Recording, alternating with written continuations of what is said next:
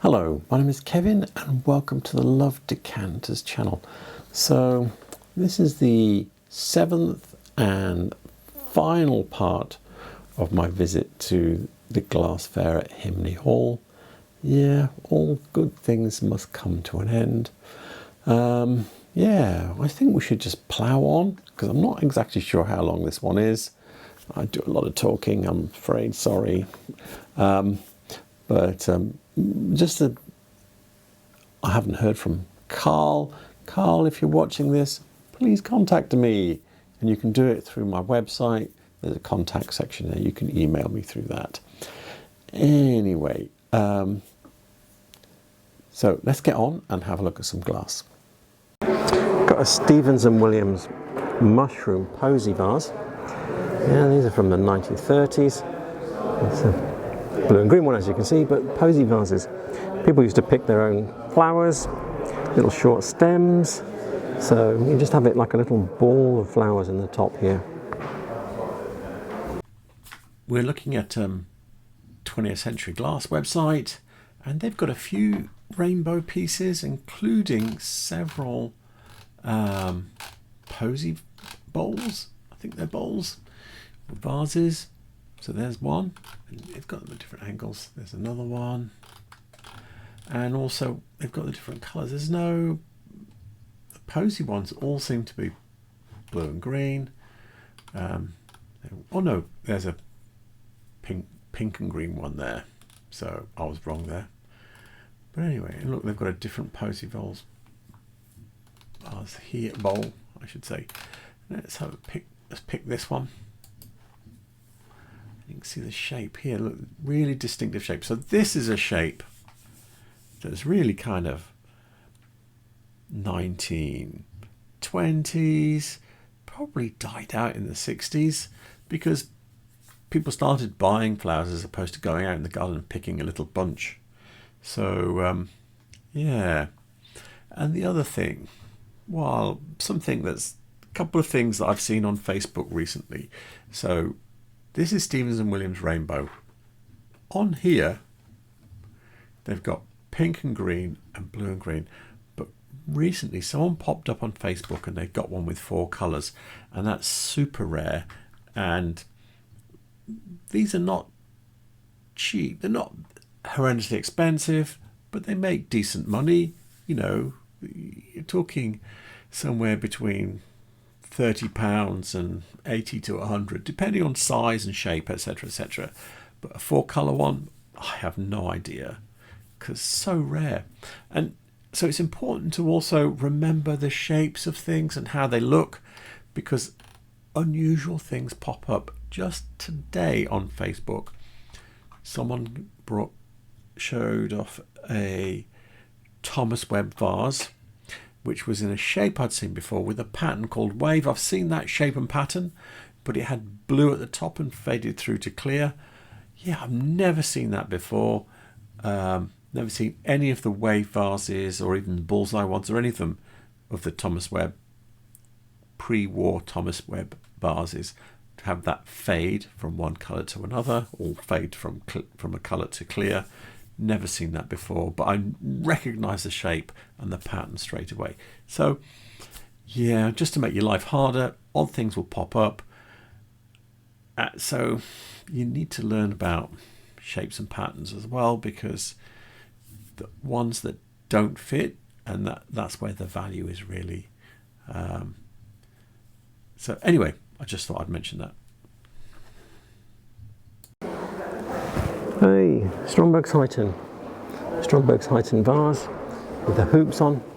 I can look it up. She got the pattern. Yeah, she's got the pattern number 3060, but I can still look it up and show you it in the catalogue. We're looking at part of a page from the Journal of the Glass Association, Volume 8, 2008. And this is a bit of a facsimile from a catalogue for the company Alphason, who were importing glass from Sweden that was made by Stromberg's Heighton. I know that's a whole mouthful to explain, but it is what it is. And this is the vase we were looking at there. Comes in different sizes. I think that might have been the biggest one, the 11-inch one. It's a 3060. Doesn't tell you what colours it is. I think that was silver. I think they call that colour. It's a greyish colour anyway. Yeah, this would probably come in. I actually have this one here in a dark green, but I'm pretty certain it'll probably come in straw, which is a pale brown colour, and a pale blue colour as well as that greyish colour, and it might even come in clear. I've never seen a clear one. I have seen a pale green one though, like this one here. So yeah, but it's a bit different. It's closed in top like this. Not seen any other vases that are like that. Anyway, that's what it is. And it's, oh yes, it'll be pre-war, so it'll be from the 1930s. Amongst all their other modern glass, they have this Bohemian facet cut stem wine glass. Yeah, really nice. It's a huge one. It's got to be at least 7 inches tall, maybe 8 inches tall. Yeah, that is a very nice example. Let's see, I'll get a reference for that. So we're back with Scottish Antiques, my new favourite reference for older glass, and they have a section for 18th century continental glass, so I'm going to use it. So all of these things are sold, I'm pretty certain. And what the question I was asked about this, because they'd got £400 on it, did I think that was right?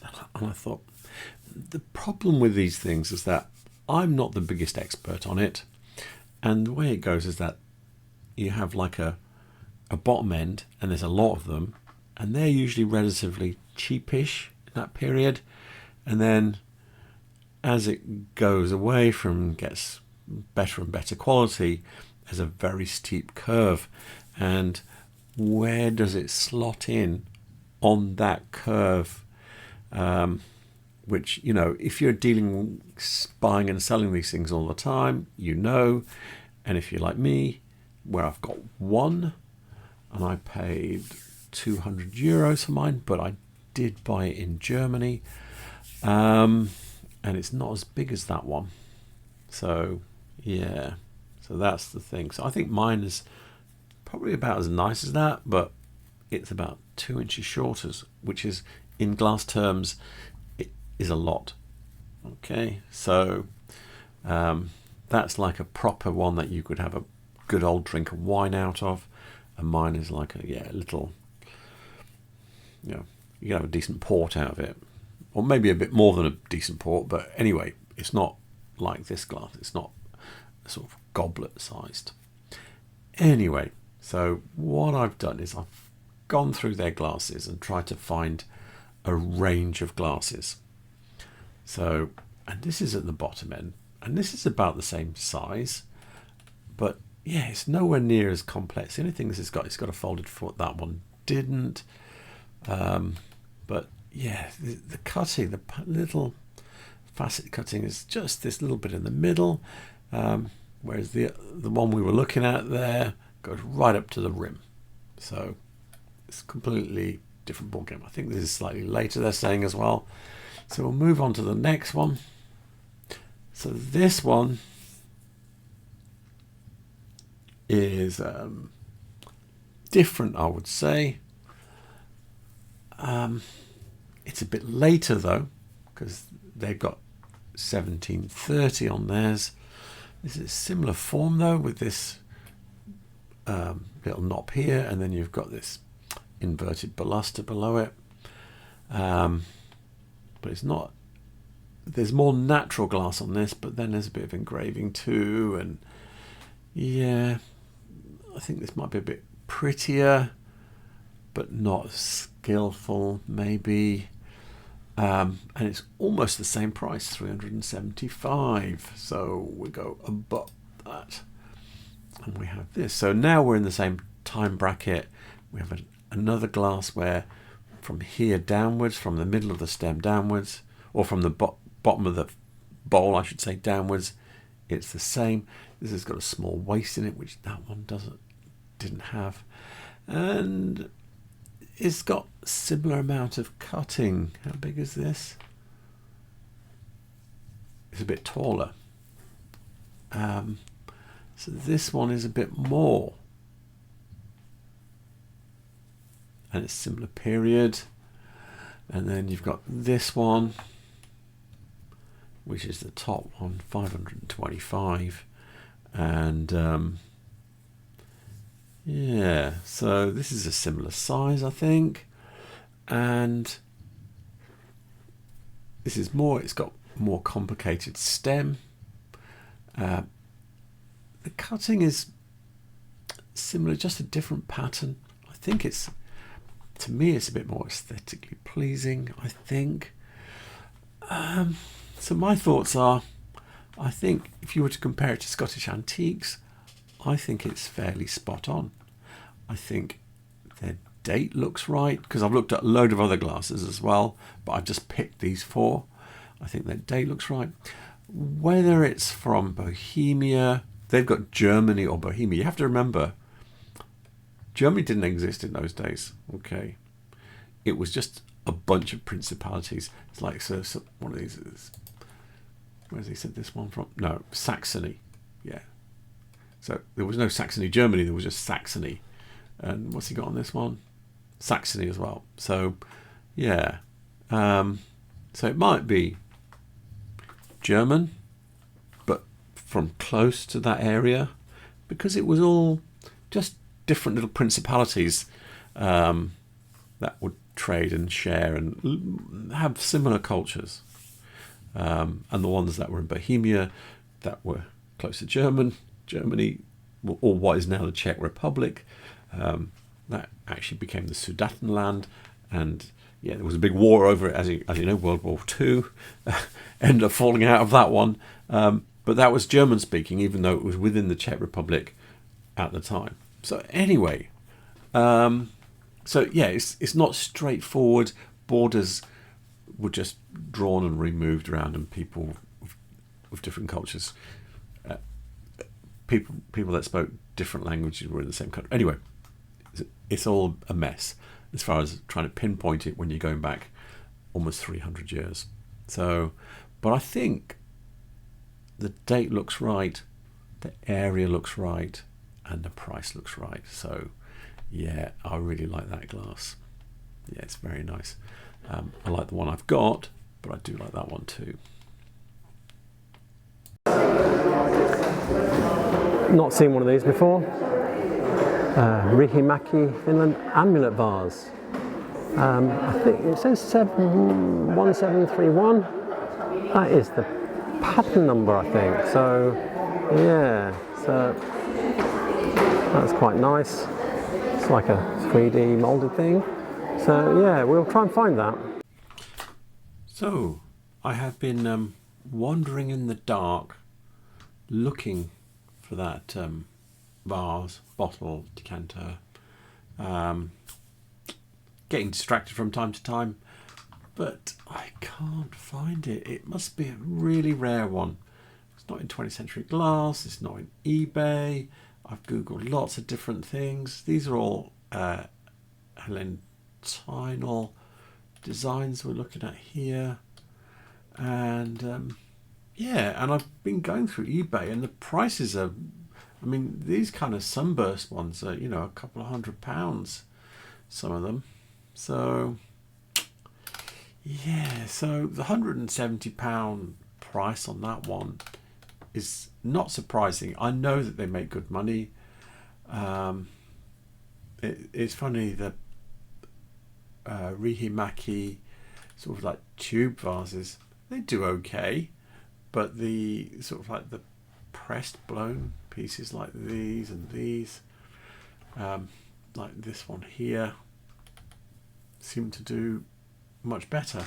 But that particular one, it has eluded me a lot. Yeah. So I'm giving up. So there you go. A pair of Pukeberg Sweden. Candlesticks, Stefan Gellerstedt. Yeah. They're like little singles of the ones that we've got at home. They're quite nice, but also, yeah, emerald. These are I think these are 28441. Yeah, or 2481, I should say. There's the pattern number there. Yeah, so these are pre-1940, I think. The date she's got 1931, but they stopped making these during the war. So I found no hard references for those candlesticks. What I do find is a lot of agreement that they're from the 1970s, that they're by Stefan Gellerstedt. And actually, in fact, I have a pair, but mine are 3-branch ones. The nearest, I thought I'd see what I could find online. So like I have one that's a bit like this one, but with the candlestick in a minute, not this little blob. We'll have a pair of them actually, but anyway, this pair's the same. Now, these make those ones at the fair look cheap. So these are in America, so this 46 price is already off because it's £26 to post it. But even if it was in the UK, these don't have labels, and labels add value.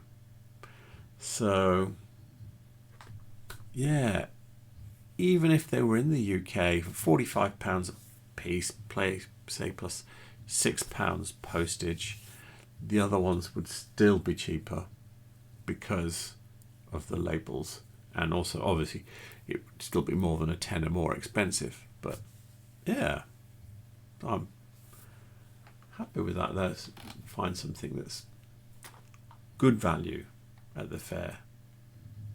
On Joe Harris's site here, stand I should say, and he's got these fantastic Medina axe vases or fish vases or whatever you want to call them. And here's a big, I mean, look at the size of the things in front, and you realise that those are really big examples. If you remember, I've previously spoken about Medina glass and said that if it's signed by Michael Harris, the price is much higher, because I think he left about 1980. He's the founder, and created a lot of the initial designs that they had, and if he signed the piece, that means he was still there, which means it's from the 70s. And then afterwards, other glassblowers carried on making his designs and adapting them and creating new designs as well. So if it's signed by him, it's an early piece from when the founder was there. I'm not actually sure if he actually signed them himself physically, or if he had a bod in the factory that would just do signing all day. But anyway, it does change the price significantly. And I was told that they're still making them up till today. So I thought, is that true? And I'm here on the medinaglass.com.mt website. So they're still going today. And I've scrolled a lot, an unbelievable amount. I'm on page 40. And woohoo, this is how long it takes for an axe vase or a fish vase or whatever you want to call it to appear. Here's one. I think this one might be called a lollipop because it doesn't have this cross in it. I'm not going to expand that, so we'll go on to the next page. And there we go. And there's this one, which is actually, I think this is an older design. I'm not sure, but I've seen this on a lot of paperweights, this design here. So this is more of an additional one. Let's click it and open it. There you go. For €180, which is almost, I think you could go there, go on holiday, buy one, and not actually lose much money on it if you were to buy, unless it's tiny. How big does it say it is? So it's a foot tall. So 33 centimeters I should be metric really, but yeah, so that's a decent sized fish vase for €180, which is probably about £165. So yeah, if you were to buy one, you probably wouldn't lose much on it. Whereas if you were to buy the other clearly modern designs, you'd probably lose almost immediately, and in another 30-40 years the price might come back. So we've got this Isle of Wight piece here. Yeah, it's got it labelled and everything, but it looks like Briley Studio, but the edge here is not cut. And the Briley ones have got flat cut tops. This doesn't, so yeah, I've never realised that as a difference. So I'm here on 20th Century Glass website. This is a Isle of Wight vase. It's the closest one I could find to it. It's the same shape but not the same colour. It's, you know, it's got the technique is very similar. This one's a bit more splodgy than that one, but the rest of the technique with these trails and this textured iridescent background is the same. And if you look at the rim, you can see it's a rounded.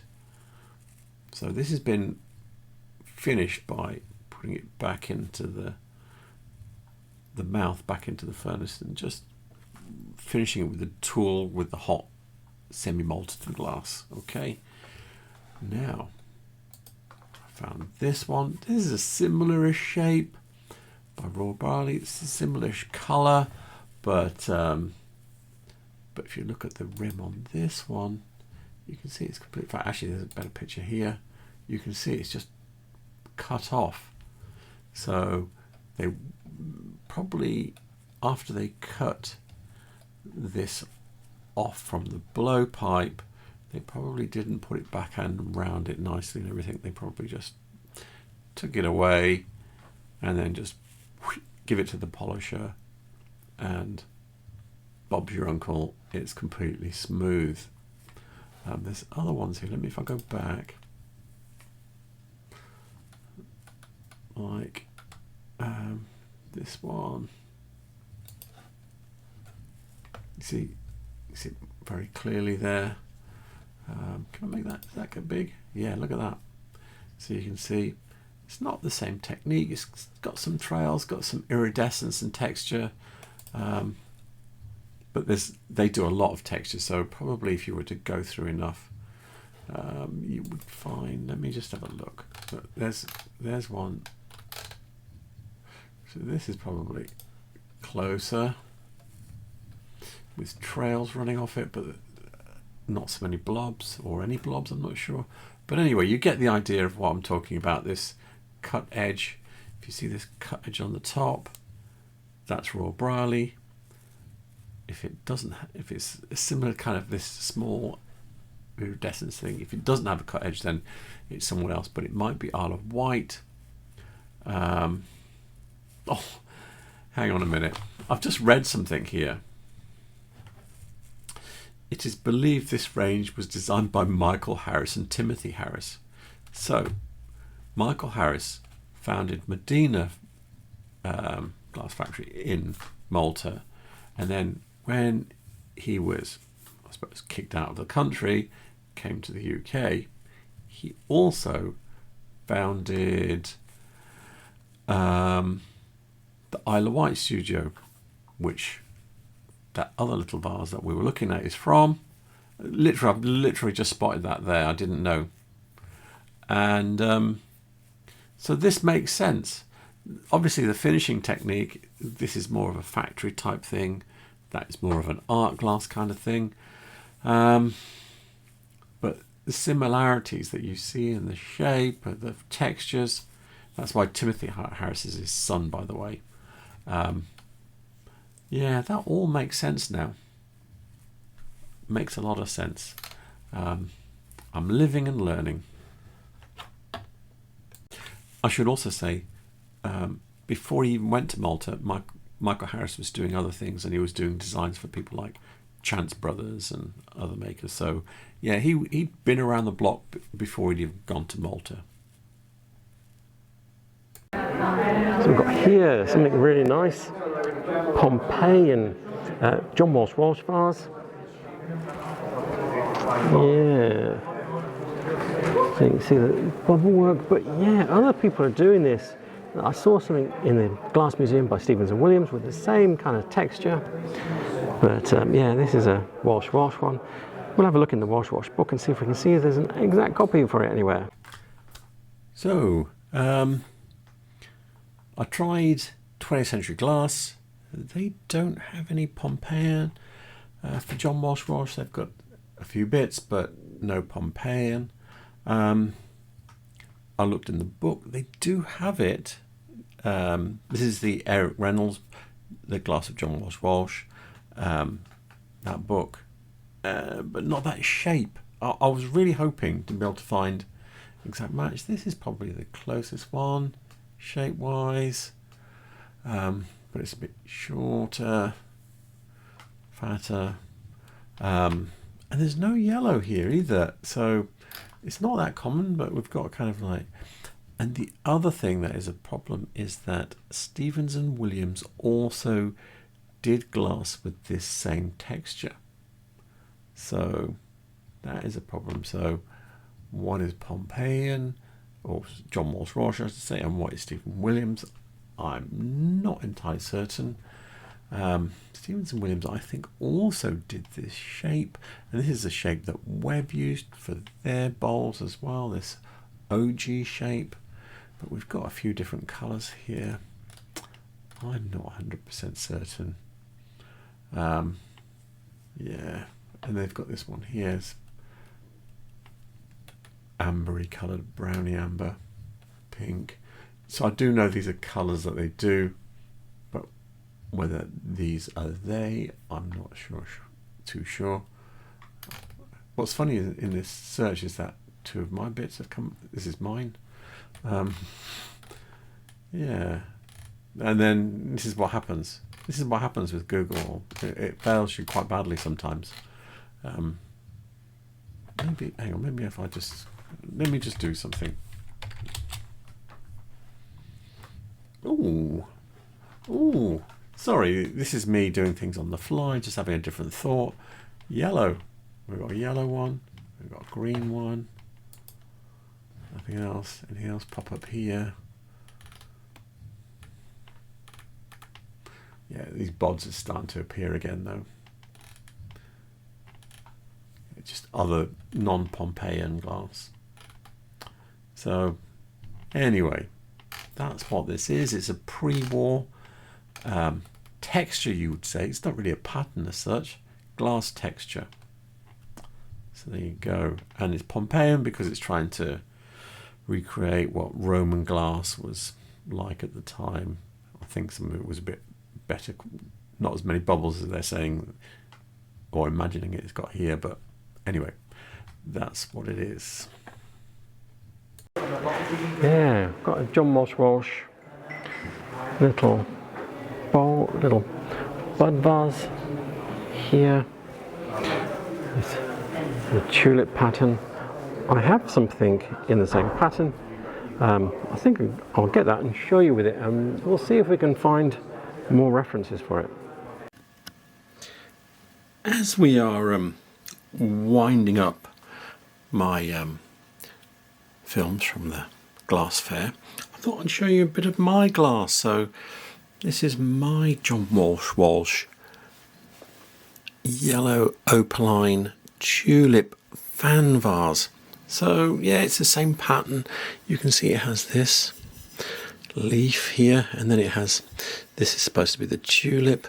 Mine has got a different texture. You can see it's iridescent, whereas that had a very polished texture.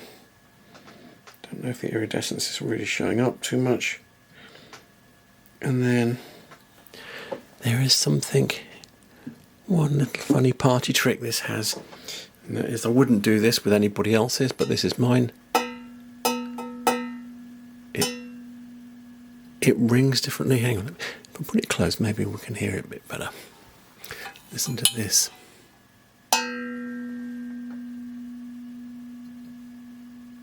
Yeah, super nice. I've had this a very long time. I'm going to put it back in the front room. It's one of my things I like. And yeah, so anyway, I think that's the last thing we're going to show in this. So that one was a little bit of a mixed bag. Some successes in finding things, some failures.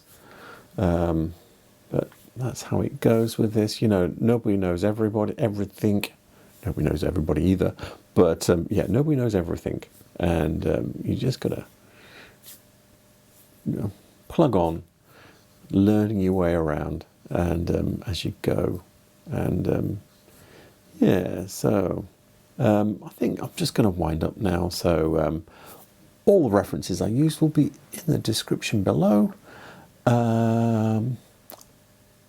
Please remember to like and subscribe. It helps my channel, and it is free to do it.